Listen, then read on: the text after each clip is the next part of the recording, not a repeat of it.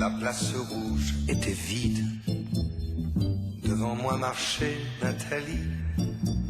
Il avait un joli nom, mon guide, Nathalie. La place rouge était blanche. Coming up. She's amazing. She's so funny and cool. Please give a big round of applause for Natalie K. Levant.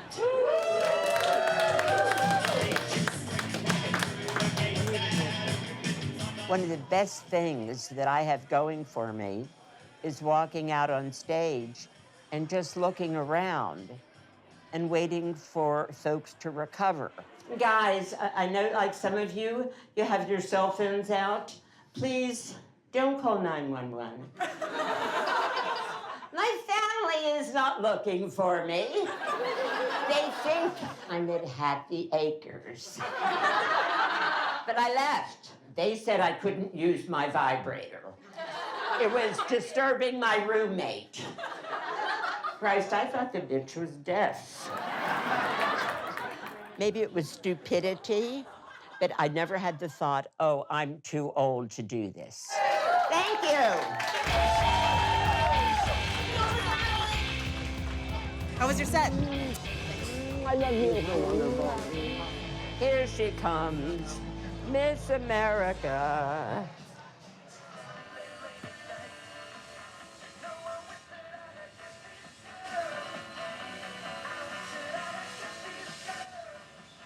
Why do I only get bills? You guys have to get a job.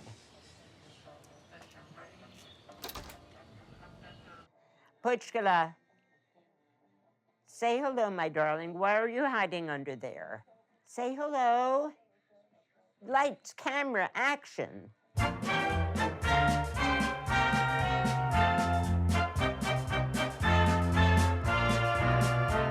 I love showbiz. This walker was decorated for me when I had my bilateral hip surgery with jewelry that I wore when I did a lot of community theater, very low-key. I always knew my place, it's obvious. My husband asked me, would you have rather been a famous Broadway star than married to me? And I said to him, I don't know, because I never had the opportunity.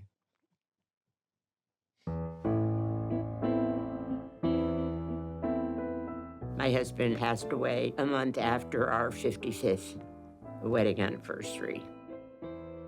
It's a strange feeling when you've been married for so many years. You don't really think about your identity. And then one day, oh, it's me. Who am I? This is the part of the show where I formally introduce myself. I'm Natalie. Guess what? I'm postmenopausal. Yes, let's hear it for postmenopausal. Yeah. I have no body hair. My vagina looks like Charlie Brown's Christmas tree.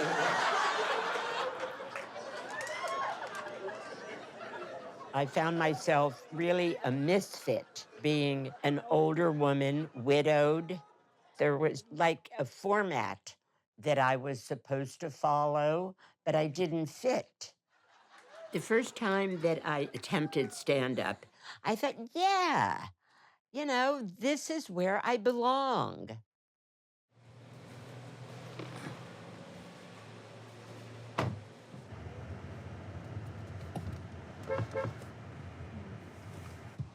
It's George.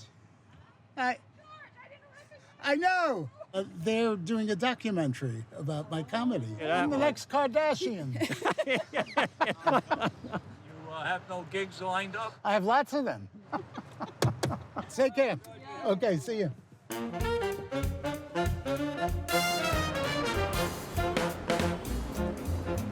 Coming to the stage right now, ladies and gentlemen, I love working with this guy. He is absolutely funny, which is why he was voted the funniest Jew. Give it up for George Saltz, ladies and gentlemen. Put your hands together for George Saltz. The amazing George Saltz. Mr. George Saltz! This is a very special day. I made my final payment on my student loan.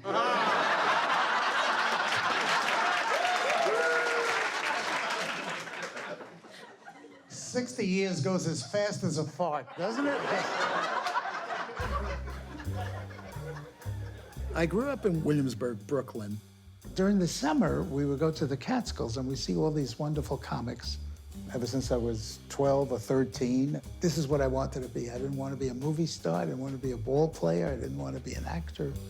I just wanted to do shtick in the Catskills. We're gonna hitchhike up to the Catskills. We know the highway, Route 17. When I was 18 years old, I was hired to perform in the Catskills. And I was going to start on the career that I wanted to do for the rest of my life. It was the first time that I was performing for strangers. I had stage fright, and I couldn't perform. The next day, I got fired. I was off to a flying stop. This was not a good day for me. I found out I was unfriended. Not on Facebook. I read it in the obituaries. I said, someday I'll be back. And the next time I performed, I was 80 years old. Hi. Can you hear me? Yep. George and I met doing comedy, and we've bonded ever since.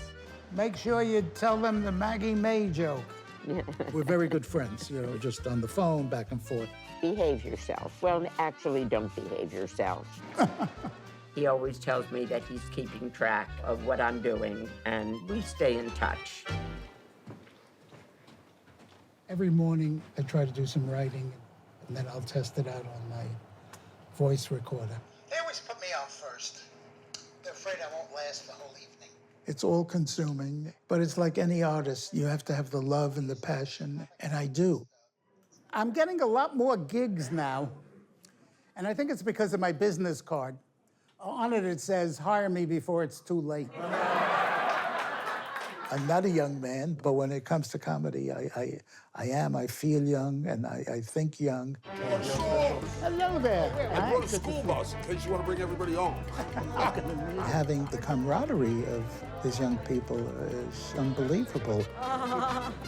And there's been no prejudice against me because of age. I hope I don't suck.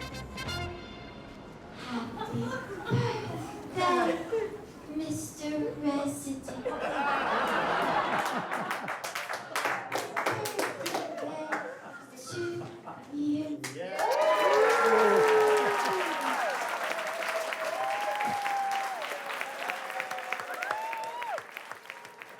It's not only my 84th birthday, but it's 4 years, the anniversary of when I first started to do stand-up comedy.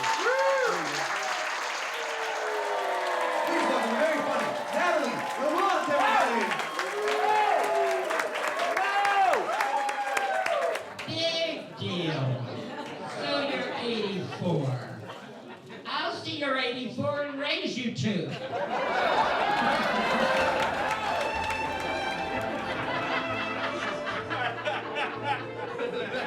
I'd love to hear laughter. For me, laughter is love. When you tell a joke, the endorphins kick in for the person, and when they laugh, the endorphins kick in for me. It's an enormous high when you are doing really well on stage. You just feed off of the energy that the crowd is giving you. And, you know, you get home and you can't go to bed. It's like, you know, New Year's Eve all over again. Yeah, it's a wonderful feeling. Like lovemaking, it's just fantastic. Let's bring it into the kitchen. Oh.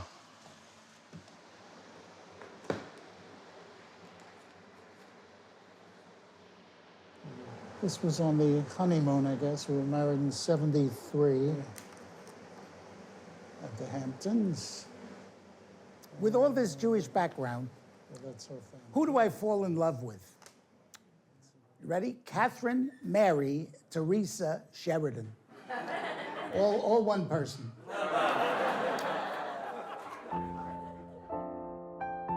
It was an interfaith relationship.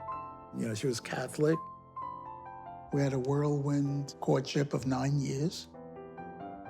Finally, my mother found out, and she proposed to my wife. She said, "Do you want to marry my son?" And she said, "Of course." She said, "Will you convert?" She said, "Of course." And I said, "Why didn't I think of that?"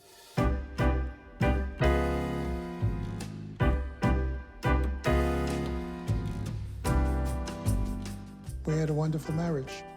She took care of me, and then when she got ill, I took care of her. My wife passed away a short time ago, and just still feeling, you know, the loss and the loneliness.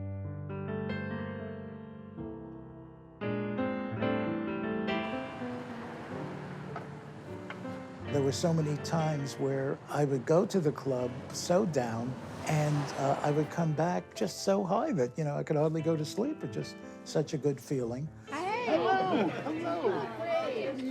I need it. This is my way of dealing with the grief.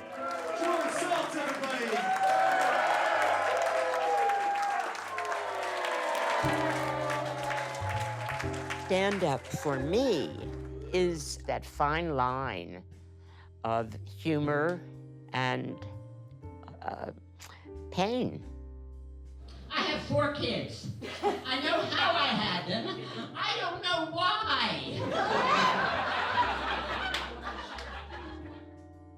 I have 3 sons and a daughter.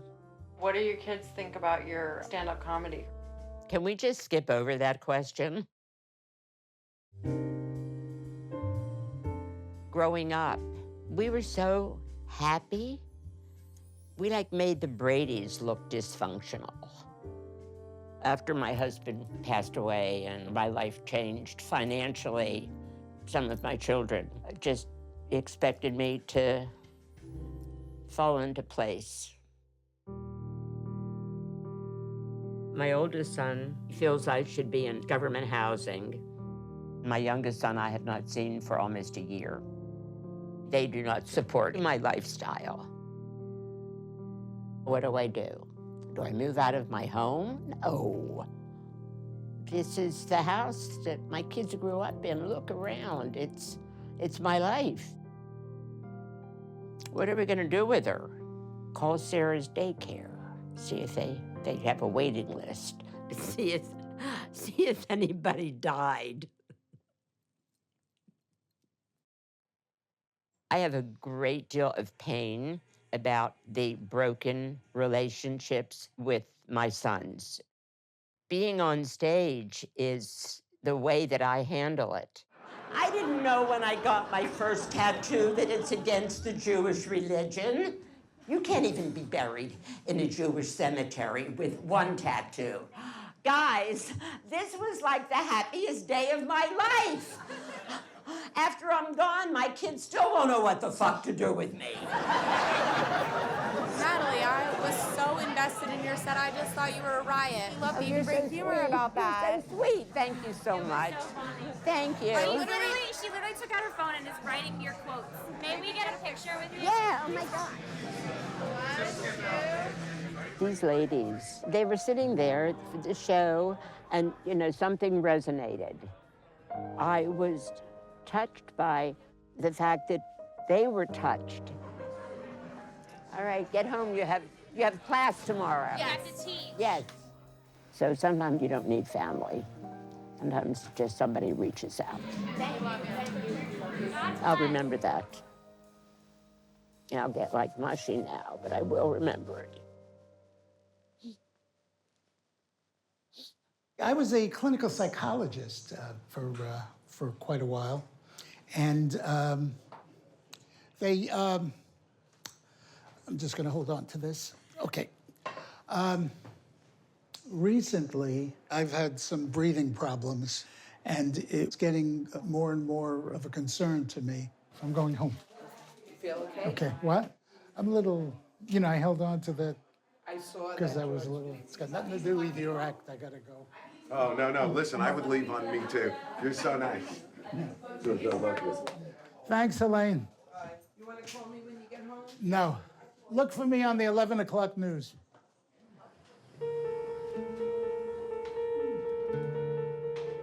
I better go, May. I'm having... Are you okay No, to drive no. home? I don't know. See. I think you should take a rest before you go try Yeah, to maybe drive. I should. Yeah, just I'll have some. so. Yeah, just have some water or something. Yeah.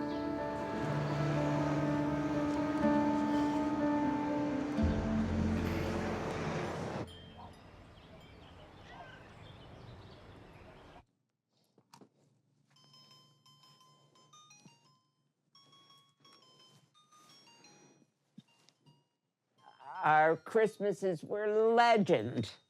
We always had people here, and we always had gifts.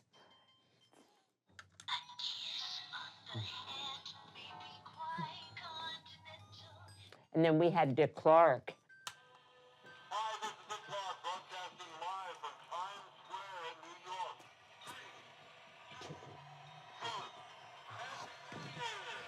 3, 2, Happy 2000. This Christmas was quiet, but it was a good Christmas. Life changes, and the tree makes me happy because I remember all the other Christmases. And moving right along.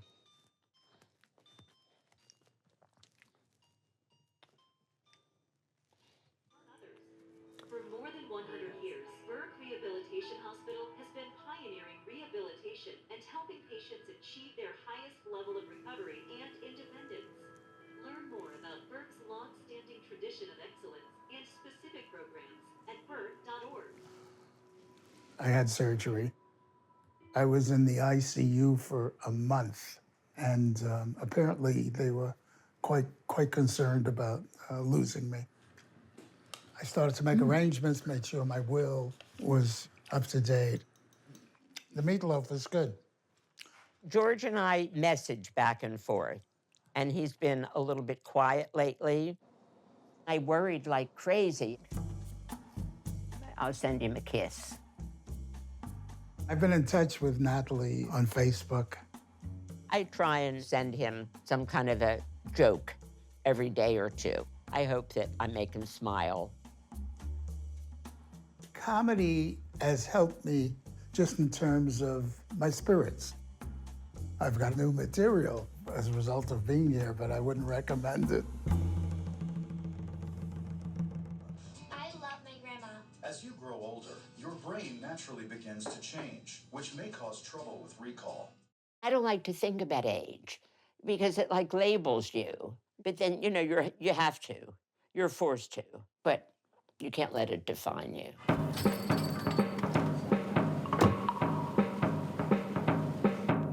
The secret to longevity is to keep moving. Get out of the fucking house.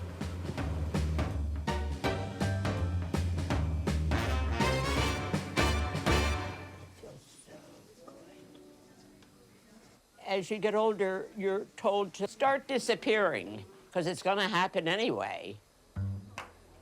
Put pink on your nails. Pretty soon, nobody will even see you. Cover your arms. Why should you cover your arms? Even if they look like bags of dead mice. It's more room for tattoos. Stop telling us to disappear. We're not going anywhere. And wherever we're going, you're going to go there one day. Oh, God, I've got to save my energy. I have a show to do tonight.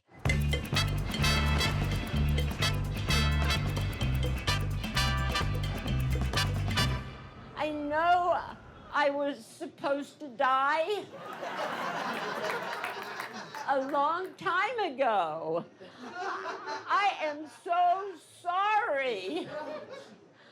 But honey, I never know my place.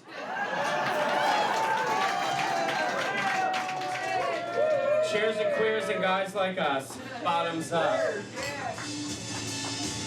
So this is Natalie's favorite song, and we figured we have to do it.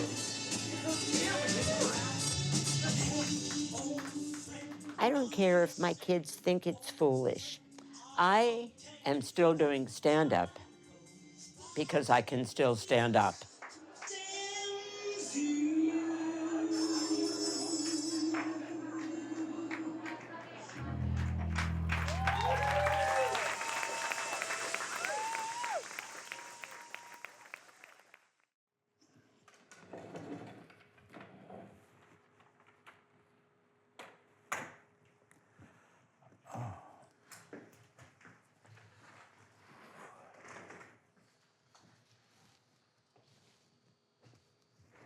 I've had to cancel my shows. This is my first one back. I have trouble concentrating now. Things that were a piece of cake before aren't, and I keep skipping things, so I don't know how it's gonna go in terms of that, and I've got cheat sheets, which I've never used in my life. But I'm excited. I'm really excited. I've come such a long way.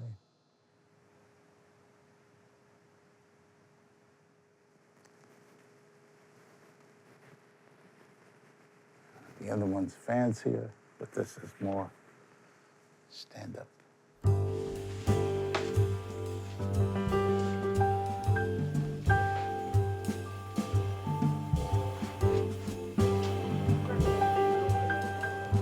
There he is. See you, my brother. Good to see you, my friend. How you doing? How you feeling? Good. Oh, it's good to be king. Holy shit. Right in the middle of your pasta, huh? You okay? It's gonna be a great night. Yeah. Of course it is. I got the energy. I got. This is just what he lives for. See you soon. I would really worry about Georgie if he didn't want to have that mic back in his hand. The return of the one, the only, George Saltz.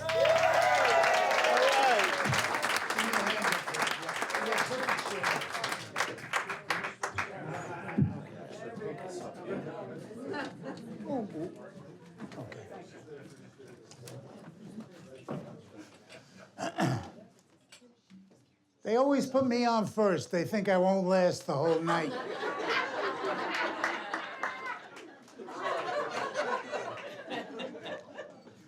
As you know, I spent quite a bit of time in the hospital with a surgical problem. I drove in because I was going to be there for quite a while. And I see the parking lot, and it says complimentary parking. So I say, oh, at least I won't have to pay for that, you know. And when I check out, he says, that's $1,204. I said, what? What about the complimentary parking? He says, oh yeah, nice car.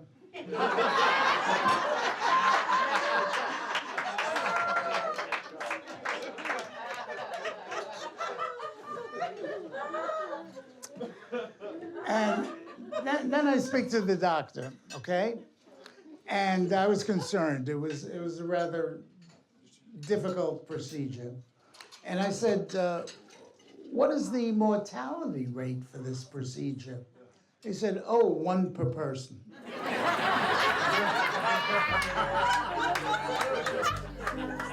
I've been very, very fortunate. How many people are doing, you know, what they wanted to do at 12? Thank you very much. I love you. I love you all. Thank you. People ask, are you sorry you didn't do it when you were 18? I say, for me, it came at the right time. If anybody ever tells you to act your age, tell them to go fuck themselves.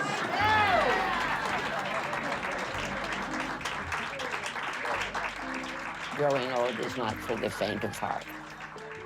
I'm grateful that I've sort of forged my own path. Now we're gonna look at Daryl. Hey, Daryl. Hey, Natalie. I love you. I don't know Feel why we okay? said, you know what? Yeah, and I'm crying. That's it. I'm emotional. Just the whole evening. It's making me emotional. Considering, you know, where I've been. I understand. You know, just Fair to hear. in fact, I wanted to cry afterwards, but I couldn't because it would ruin it for everybody up there. So it just, I'll go home and I'll have a big cry about it. And tomorrow we'll talk. Yeah, okay, dear. Love you, dear. Thank you, Lola. Oh, they don't make them like us anymore. If you live long, you know, all the people that you grew up with, you lose them. So one of the things I say is, I'm going to be the last comic standing, and there won't be an audience.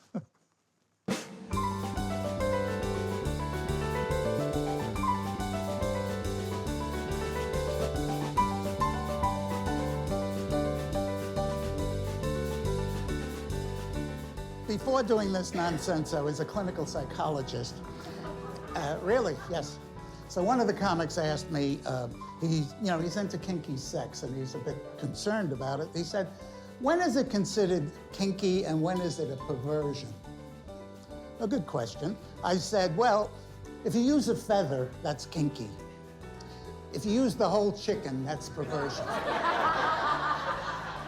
Most of the folks here don't pay any attention to the ageism in commercials, but I do.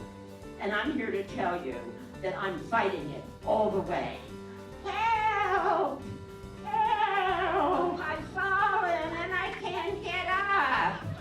Really? We thought you were posing for a Playboy centerfold.